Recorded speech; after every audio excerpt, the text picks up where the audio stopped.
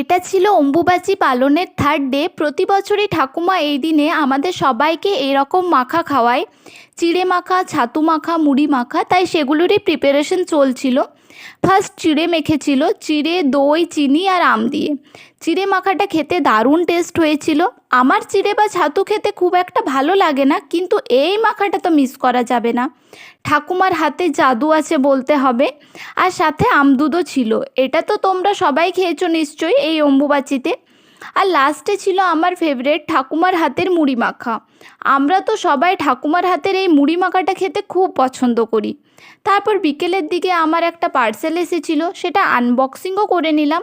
আমি অর্ডার করেছিলাম গুড ভাইবসের উবদান powder, detan glow toner, hydrating glow face serum, আর সাথে একটা গুড ভাইবসের কিউট বেবি ক্রিম ফ্রি পেয়েছিলাম। চলো বাই, আজ এই পর্যন্তই, দেখা হবে নেক্সট মিনি ব্লগে।